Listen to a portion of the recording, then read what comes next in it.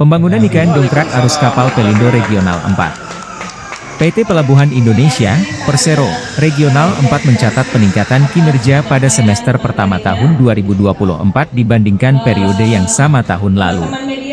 Perseroan berhasil membukukan kinerja operasional yang positif secara konsolidasi untuk arus kapal, peti kemas, barang non-peti kemas, dan arus penumpang di pelabuhan-pelabuhan kelolaan di kawasan Timur Indonesia, KTI.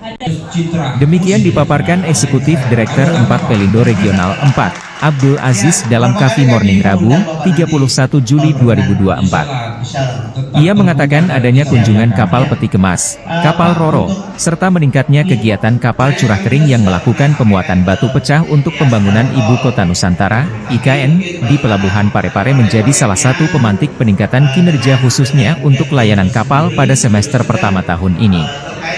Selain itu juga, pembangunan IKN memerlukan banyak hal, sehingga meningkatkan arus kapal peti kemasan. Misalnya ini ada saya dapat informasinya pengiriman dari IKEA Cina, ujarnya. Dalam hal ini kinerja layanan kapal bertumbuh sekitar 6,01% yaitu dari 39,398 call kapal menjadi 41,766 call di semester pertama 2024.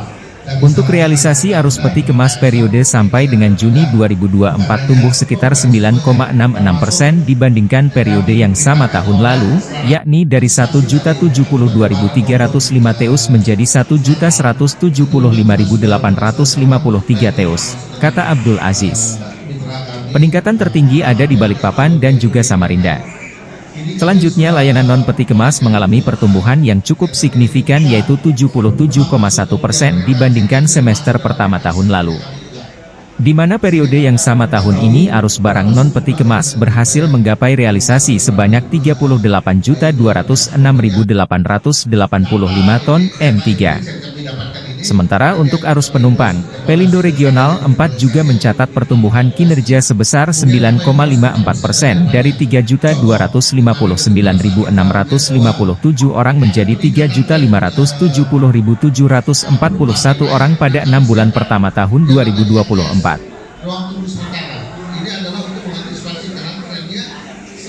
Download Tribun X sekarang, menghadirkan lokal menjadi Indonesia.